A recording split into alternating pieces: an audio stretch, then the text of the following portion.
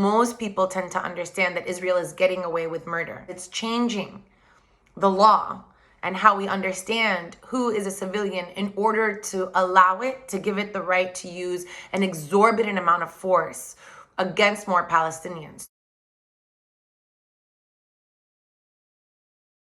My name is Noura Erakat. I'm a human rights attorney and an associate professor of Africana Studies in the program of criminal justice at Rutgers University, New Brunswick.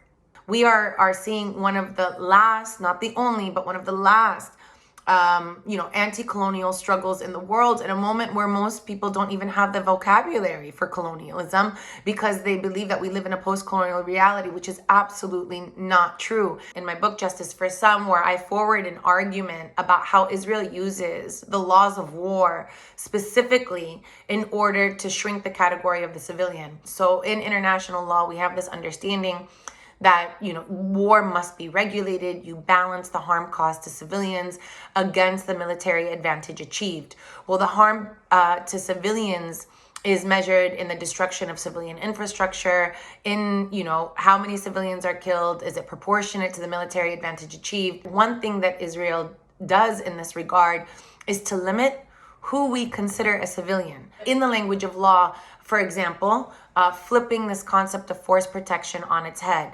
In warfare, force protection is a concept that basically measures how you protect your armed forces. Usually, the value of the lives of one's soldiers are worth certainly less than their civilians. So a soldier must die before a civilian dies. But it also means that a soldier must die before an enemy civilian dies. What Israel did in the course of the past 10 years is to basically flip that understanding to say that the lives of its soldiers are worth more than the lives of enemy civilians. Now, this has been rejected, this has been protested, but that is how it calculates its use of force, to basically argue that even though it's killed 3,000 Palestinian children to date, that their use of force is still proportional. But what's more important is to understand that Israel's use of force is a part of an eliminatory project to eliminate those who are Palestinian, to contain them on smaller amounts of land in order to take their land, to remove them altogether, to dispossess them in an ongoing bid to acquire as much land as possible with the least number of natives as possible in pursuance of settler colonial ambitions. And so I use this language of law in order to explain this to those who refuse to understand that settler colonial framework. But I also want to simultaneously point out that that's oftentimes obfuscating, because what that calculation can also do is to depoliticize this context. It shrinks incidents of the killing of civilians to single incidents at a time, that disaggregates a broader pattern and practice that takes place against Palestinians. The reason I advance this concept of the shrinking civilian is just to point out that anybody that is looking at this data to look at it with very critical eyes, cynical eyes, to understand that Israel is not merely killing Palestinians with impunity as it may appear to people, but actually doing it in the language of law that it is forwarding. It is a very scary moment for people to now take a stand, and yet it is precisely the moment that people need to take a stand. We have also seen students who, in the moment that they want to protest rather than be protected, have been told that they are under surveillance and that they are being watched. The climate in the United States is at hysteric levels. There is a hysteria that has been absolutely led by the media that has failed to describe and to report on what's happening on the ground with any responsibility, and instead used Islamophobic tropes, has used the infrastructure in the war on terror to describe the October 7th Hamas operation in a way that lifted it completely out of context and left Americans feeling that there was a looming terrorist threat at their doors again, one that triggered their own righteousness and trauma, frankly, after the September 11th attack, and now directed directly at Palestinians. It's led somebody like former President Trump to say that if he were elected president, he would deport anybody who supported Hamas in the United States. There is a top-down clamping oppression that's been well documented by Palestine Legal, by the American Arab Anti-Discrimination Committee, by other civil rights organizations that have documented the uptick in punitive measures and censorship and repression from university campuses that have failed to protect their Arab, Palestinian, and Muslim student body and instead securitize them on campus, from employers who have, including law firms, who have rescinded offers to graduating law students who are even members of organizations that believe in the freedom of Palestine. They're saying that there's a spike in anti-Jewish bigotry and Islamophobia, but in the White House, for example, anti-Jewish bigotry is handled by the Department of Justice, but Islamophobic attacks are handled by the Department of Homeland Security, indicating that ongoing securitization. As a Palestinian in diaspora and forced exile, I have been vacillating between absolute despair at watching a genocidal campaign unleashed against Palestinians who are predominantly refugees besieged in a tiny coastal enclave subject to advanced weapons technologies and supported by global superpower. It's only recent that Palestinians are even given a platform to speak for themselves, and who haven't been spoken for on behalf of, have not been spoken about. And yet there is a robust literature. There is a tremendous amount of the Palestinian radical tradition that's been embodied in the Journal of Palestine Studies, that's now continued by new generations of Palestinian scholars, that is embodied in Palestinian literature, new generation of Palestinian writers.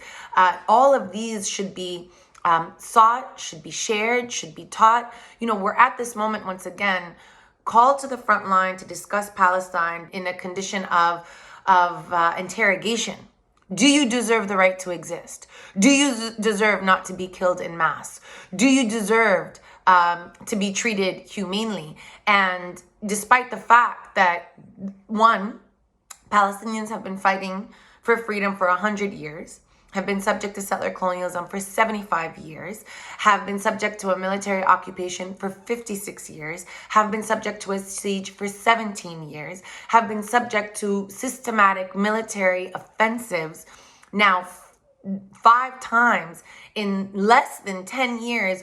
All of these opportunities, all of these moments were moments of education and learning, were learning moments for people to ask, what's going on? Who are these people? Why is this ongoing? And yet there has been an absolute apathy. There has been a reliance that Palestinians can either be contained or, as we're seeing in this moment, that they can be disappeared, rather than taking up the mantle and the responsibility of addressing this issue, one in which everybody is implicated. Certainly Americans are implicated, whose tax dollars provide $3.8 billion annually to Israel, whose military support provides Israel with the surveillance, military technology, information technology in order to complete its domination, and whose hegemony on the world stage and certainly the veto power at the UN Security Council has undermined efforts either to hold Israel to account or to resolve this issue internationally and diplomatically. It wasn't until 1967, and specifically the 1967 war, that the U.S. becomes a stalwart ally of Israel. It does so when it realizes that Israel can be a significant Cold War asset in the Middle East, and specifically in its bid to expand the U.S. sphere of influence across the world.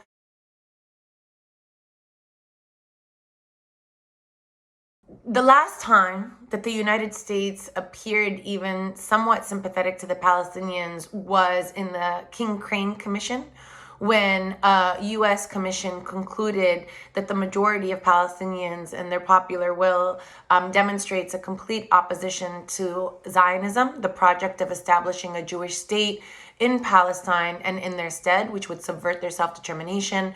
Though that recommendation by the King Crane Commission was never taken into account before we see the Palestine Mandate established in 1922 that enshrines therein, as a matter of international law and policy, the language of the Balfour Declaration, which designated Palestine as a site of Jewish Zionist settlement as articulated by British Empire. And so henceforth, we see all international legal institutions and mechanisms move forward with a Zionist project in Palestine. The U.S. is complacent with this, appears supportive, even up through voting to recognize Israel as a UN member state in 1949. It wasn't until 1967, and specifically the 1967 war, that the U.S. becomes a stalwart ally of Israel. It does so when it realizes that Israel can be a significant Cold War asset in the Middle East and its broader global Cold War against the Soviet Union, and specifically in its bid to expand the U.S. sphere of influence across the world. At this time, it's neck deep in Vietnam, but it's also an alliance with apartheid South Africa and other imperial powers and colonial powers like Portugal, who are maintaining their colonies in the African continent. The United States, in its bid